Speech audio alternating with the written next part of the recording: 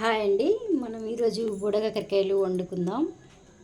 ఎలా వండాలో చూపిస్తాను. టేస్టీగా బుడగకాకరకాయ వండుకుందాం. హాయ్ అండి. బుడగకాకరకాయలు కోసుకుందాం. మనం ఈరోజు బుడగకాకరకాయ కర్రీ, పచ్చిమిర్చి, ఉల్లిగడ్డ, టమాటా. ఇప్పుడు మనం ప్యాన్ పెట్టుకుందాం. ఆయిల్ వేసుకుందాం.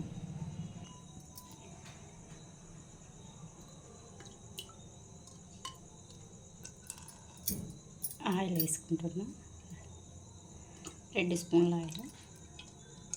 కాకరకాయలకి ఎక్కువ ఉండాలండి కర్రీకి, చాలా బాగుంటుంది.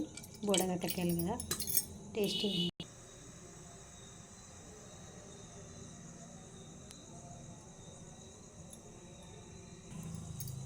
నూనె హీట్ అయింది. కొంచెం జీలకర్ర వేసుకుంటున్నా.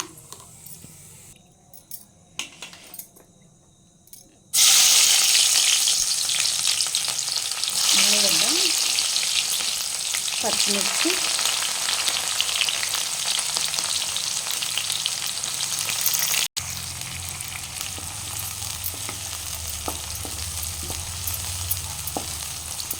కొంచెం సాల్ట్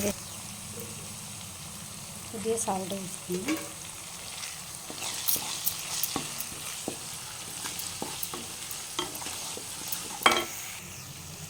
ఇప్పుడు ఉల్లిగడ్డ వేగింది, గోల్డెన్ కలర్ వచ్చింది.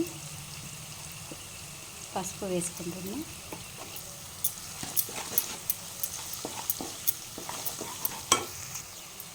ఇప్పుడు మనం అల్లం పేస్ట్ వేసుకుంటున్నాం.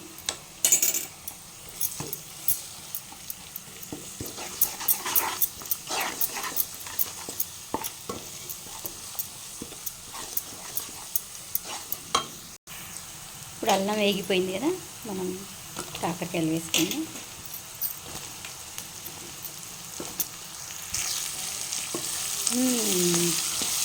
అందరికీ చాలా ఇష్టం కదండి బుడగకాకరకాయ అంటే.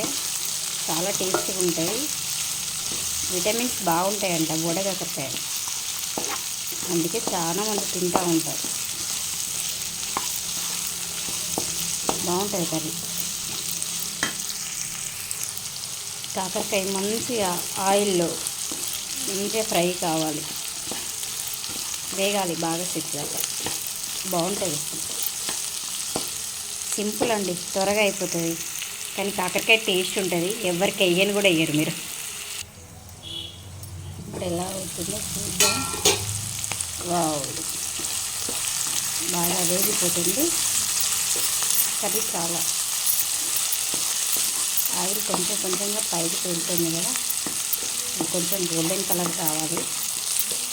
వేగితే బాగుంటుంది కాకరకాయ.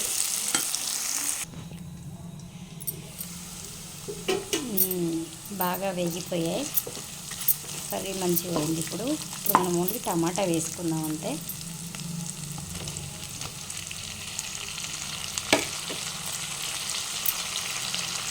దీన్ని కదిలించకుండా ఉంటే త్వరగా ఉడుకుతుంది టమాటా. మూత పెట్టేసుకున్నాం. కాసేపు మెత్తగా ఉడికింది. ఇప్పుడు మనం కారం వేసుకుందాం. ఒక టీ స్పూన్ కాస్త వేసుకున్నాం. బాగా కలుపుకుందాం.